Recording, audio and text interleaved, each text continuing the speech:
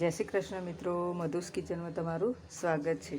તો મિત્રો, તમે જાણો છો કે અત્યારે હવે ઉત્તરાયણ આવી રહી છે, ગણતરીના દિવસો બાકી છે, એટલે આપણે ઉત્તરાયણ માટે નવી નવી ચીકી બનાવતા જ હોઈએ છીએ। એટલે આજે હું તમારા માટે ઉત્તરાયણ સ્પેશિયલ ચીકી લાવી છું। તેના માટે હું અલગ અલગ ચીકી તમારી માટે શેર કરતી રહીશ। તો આજે આપણે પહેલાં તલની ચીકી બનાવીશું।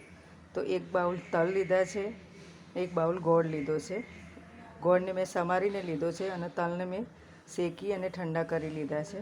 તો ચાલો આપણે ચીકી બનાવવાનું સ્ટાર્ટ કરીએ। ઘી એડ કરીશું,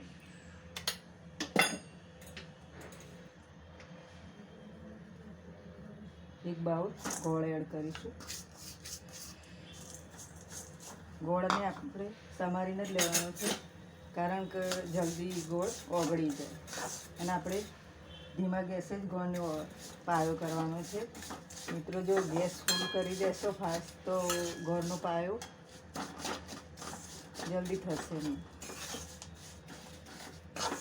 ધીમા ગેસે આપણે ગોળને ઓગાળવાનો છે।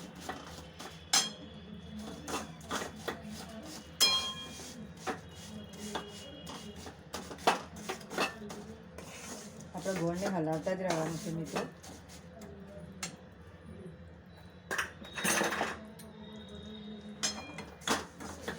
તમે જોઈ શકો છો ગોળ ધીમે ધીમે ઓગળી રહ્યો છે। તો જોઈ શકો છો તમે હવે થોડા બબલ્સ આવવા લાગ્યા છે। હવે આપણે ચેક કરીએ કે ગોળ આપણો થયો છે કે નહીં ચીકી માટે। તો આપણે એક બાઉલમાં પાણી લઈશું અને થોડા ગોળના ડ્રોપ્સ અંદર એડ કરીશું। થોડી વારીને આપણે ચેક કરીશું કે આપણો પાયો ચીકી માટે તૈયાર છે કે નહીં। તો મિત્રો, તમે જોઈ શકો છો કે હજુ આપણો ગોળ ખેંચાઈ રહ્યો છે, એટલે આપણો પાયો હજુ તૈયાર નથી થયો। તો આપણે હજુ થોડી વાર એને હલાવીશું। ફરીથી ચેક કરીશું મિત્રો કે ગોળનો પાયો આપણો થઈ ગયો છે કે નથી થયો। તેના માટે આપણે ફરીથી અંદર ગોળના 2 ડ્રોપ્સ એડ કરીશું અને પાયો ચેક કરીશું અને ગેસ આપણે ધીમો કરી દઈશું, કારણ કે આપણો ગોળનો પાયો બળી ના જાય।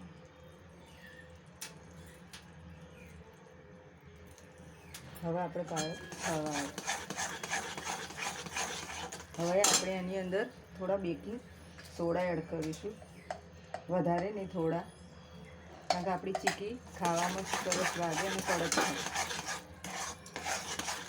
બેકિંગ સોડા નાખવાથી આપણી ચીકી સરસ કડક બને છે, બજાર જેવી। અને ઘી નાખવાથી આપણી ચીકીની શાઇનિંગ મળે છે ચીકીમાં। હવે આપણે તરત જ એમાં તલ એડ કરી દઈશું।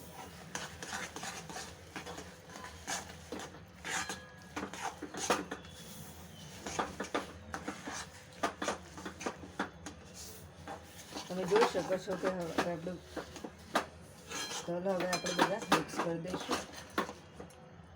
બધું મિક્સ થઈ ગયું છે મિત્રો। હવે આપણે ગેસ બંધ કરી દઈશું અને તરત ચીકીને આપણે ચોપિંગ બોર્ડ ઉપર પાથરી દઈશું। અને આ ચોપિંગ બોર્ડ ઉપર મેં પહેલેથી તેલ લગાવીને જ રાખ્યું છે, કારણ કે આપણી ચીકી જ્યારે વણે ત્યારે ચોંટી ના જાય।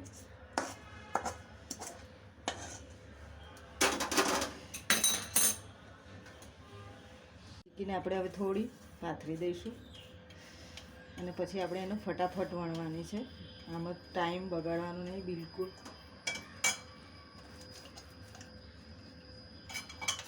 પહેલાં તો થોડી ચોટશે, કારણ કે હજુ આપણી ચીકી પથરાઈ નથી બરાબર।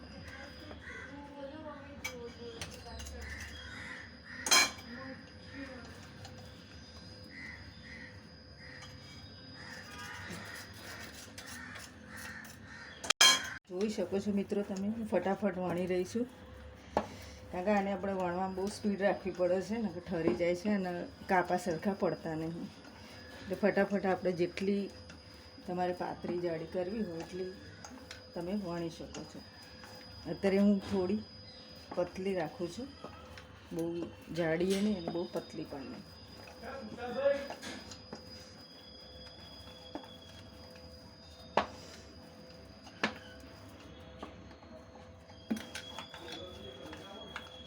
હવે આપણે એના કાપા પાડી દઈશું।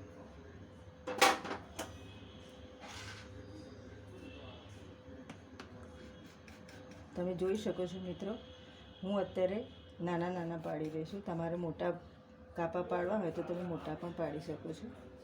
હું અત્યારે મીડિયમ સાઇઝના પાડું છું.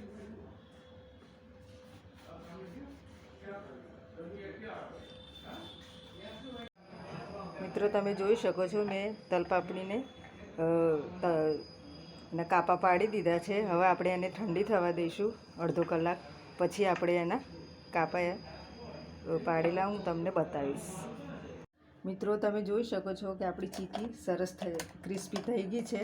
અને હું તમને તોડીને બતાવું છું. જો આપણી ચીકી એકદમ ક્રિસ્પી થઈ છે.